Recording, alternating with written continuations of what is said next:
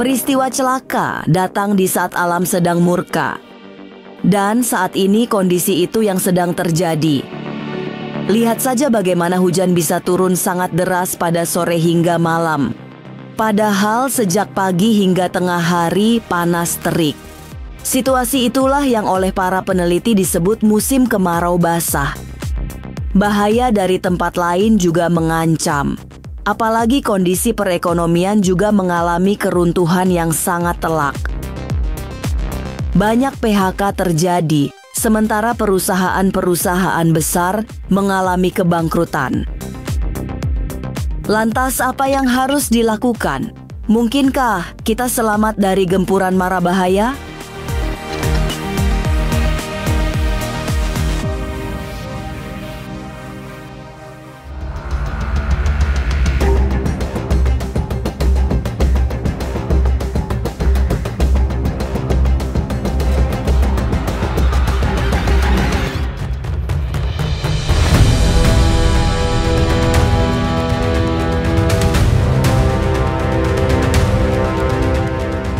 Situasi negeri ini sedang terus-terusan terancam bencana.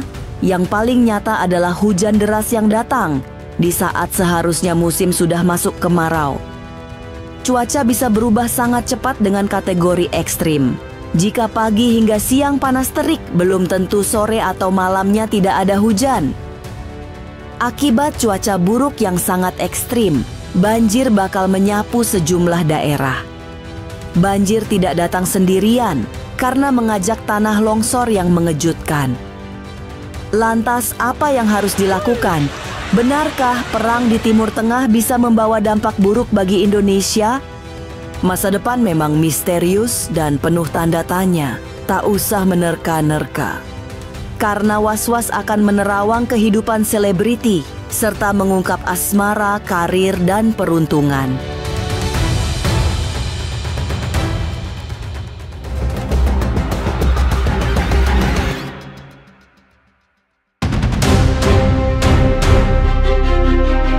Melewati pertengahan tahun, situasi alam masih belum sehat. Bencana alam yang bagai datang bertubi-tubi seperti menandakan kondisinya yang sedang meriang. Cuaca ekstrim pun terjadi. Musim yang semestinya sudah masuk kemarau akan diwarnai banyak hujan lebat. Celakanya, banjir tidak datang sendirian karena diikuti tanah longsor. Ngomongin banjir itu masih terjadi hingga yang saya lihat di bulan September lah ya. Pertengahan September tuh masih terjadi banjir dan cuaca ekstrim. Ini memang masih terjadi, kemarau basah ini. Justru bulan Agustus juga lumayan ya efeknya ya. Dan semakin sering bisa dibilang siangnya itu panas banget, tapi sore atau malamnya itu hujan besar dan bahkan banjir. Ada suatu pola tertentu di mana memang hal-hal ini nggak terjadi hanya sekali ini aja. Jadi memang di masa lalu sudah berkali-kali terjadi.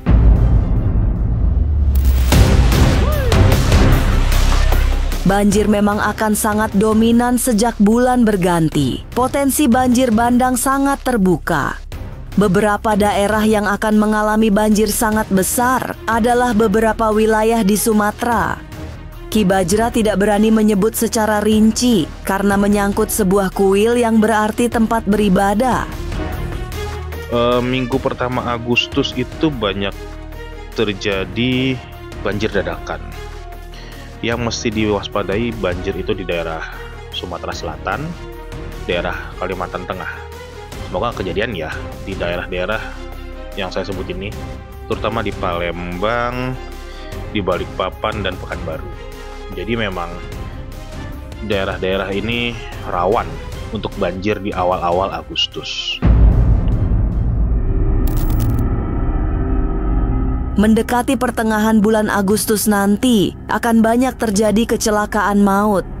Transportasi darat, laut, dan udara masih sangat rawan, terutama saat terjadi banyak hujan besar. Tanggal 8 sampai 10 Agustus, waspada terhadap kecelakaan transportasi, terutama kereta, bus, atau pesawat. Tapi saya ngelihat ya, waspada banget itu masalah kereta. ini keretanya di mana? Saya lihat masih di Pulau Jawa dan sekitar tanggal 8 sampai 10 Agustus sebisa mungkin hindari perjalanan jauh karena di sini saya melihat ada warna merah di tanggal-tanggal 8 sampai 10 Agustus ini. Bisa jadi ada warna merah di transportasi tersebut, atau yang kita tidak inginkan adalah ada sesuatu yang meledak di transportasi tersebut. Mendekati HUT Indonesia, Republik Indonesia, 17 Agustus, saya melihat ini intensi elemen api ini tinggi. Jadi waspada kebakaran. Waspada kebakaran itu bisa jadi kebakaran lahan, kebakaran rumah. Lalu yang saya lihat ada longsor daerah Jawa Barat, dan ya sayangnya ada kasus intoleransi lagi ya di daerah Jawa Barat.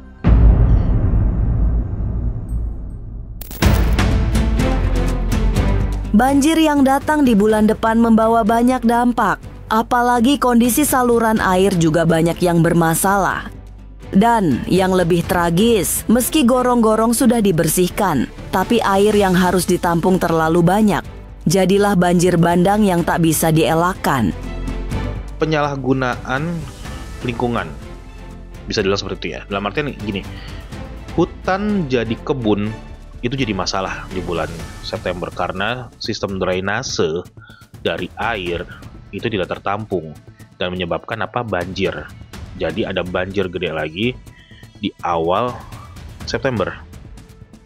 Lalu yang saya lihat ini permasalahan bulan September itu ada permasalahan listrik dan internet yang terganggu di Pulau Kalimantan dan Sulawesi. Ya mudah-mudahan itu nggak kejadian ya. Jadi memang cukup memusingkan masalah listrik dan internet ini di bulan September. Kemudian inilah yang selalu saya doakan nggak kejadian adalah masalah krisis keuangan di Indonesia ya pada umumnya, pada khususnya ya. Bencana yang datang dari alam akan semakin parah karena ditambah dampak yang ditimbulkan Perang Timur Tengah. Sebab hal itu akan berimbas terhadap perekonomian nasional. Beberapa negara akan mengalami kesulitan ekonomi yang serius. Negara sekelas Cina atau Korea Selatan juga akan mengalami penurunan ekonomi, terutama Singapura yang mata uang negaranya mengalami penurunan drastis. Ada beberapa negara yang sangat-sangat kena dampaknya, terutama perekonomiannya. Cina daratan, Korea Selatan. Kalau Malaysia, Singapura ada sedikit dampak karena mereka kan, kalau Singapura dolarnya pasti akan turun drastis karena dia kan memakai dolar, mengikuti kurs dolar Amerika ya, seperti itu. Jadi mudah-mudahan tidak berdampak untuk negara kita seperti itu. Bagi Indonesia, perang di Timur Tengah memberi ketakutan tersendiri. Publik dibuat cemas karena secara ekonomi Indonesia juga sedang morat-marit. Tapi secara khusus Ki Bajra membisikkan bahwa Indonesia termasuk yang paling aman. Maksudnya, ya saya sih nggak ngeliat sampai separah Krismon ya. Cuman dampak yang cukup besar kepada masyarakat, masalah keputusan finansial dan ekonomi yang diambil oleh negara. Indonesia tidak terjangkau itu hanya saja agak sedikit-sedikit ada tipis-tipis seperti itu. Radiasi tersebut jadi mengakibatkan seperti flu, batuk, itu pasti masyarakat pasti akan ada imbasnya, apalagi negara ASEAN yang Anda sebutkan tadi, ada beberapa negara ASEAN yang terkena dampaknya, sangat-sangat terkena dampaknya. Angin bukan awan, karena udara yang membawa, bukan awan. Di Indonesia tidak, hanya flu-flu biasa, batuk-batuk biasa, karena di bawah angin itu tersebut seperti asap ya, tapi bukan asap. Udara bawa kayak kabut-kabut dikit seperti itu. Hanya saja suatu saat pasti akan ada gelap, tapi tidak terlalu gelap. Bencana datang seperti kejar-kejaran, tak mau berhenti dan memberi suasana tenang. Tapi benarkah bencana semakin mengiris hati karena ditambah dengan krisis ekonomi? Jangan lupa saksikan Was-Was setiap Senin, Rabu, dan Sabtu. Jangan lupa komen, like, and subscribe. Saya Uya Kuya, penonton Was-Was.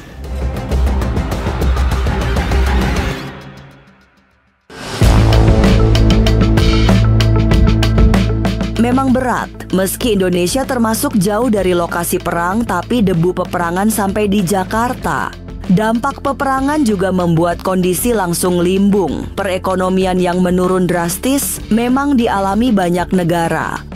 Di pertengahan tahun 2025 yang harus diperhatikan dan harus diwaspadai adalah nanti ketika ekonomi termasuk Indonesia tentunya akan menurun secara drastis akibat daripada peperangan yang terjadi di luar negeri. Melemahnya perekonomian Indonesia mengakibatkan banyak perusahaan bangkrut. Gelombang pemutusan hubungan kerja juga tidak bisa dibendung karena memang perusahaannya ditutup. Penderitaan semakin lengkap karena harga-harga juga mengalami lonjakan tinggi. Ini pula yang mengakibatkan harga-harga di luar negeri menjadi naik, kemudian daya beli masyarakat semakin menurun, lalu banyak sekali perusahaan yang akan tutup dan mem-PHK karyawan-karyawannya. Ini tentu saja harus benar-benar diperhatikan oleh masyarakat ataupun rakyat Indonesia nantinya. Kita harus benar-benar bisa untuk men-saving dana atau perekonomian kita agar supaya nantinya ketika hal ini terjadi bisa untuk bertahan hidup. Meninggalkan persoalan ekonomi yang sulit, lantas apa yang bisa dilakukan agar terhindar dari bencana? Sesaat lagi, Was-Was akan mengungkapnya. Tetap like, subscribe, dan juga share. Karena Anda patut was-was sebelum menyaksikan Was-Was. Jangan lupa saksikan Was-Was setiap Senin, Rabu, dan Sabtu. Jangan lupa komen, like, and subscribe. Saya Uya Kuya, penonton Was-Was.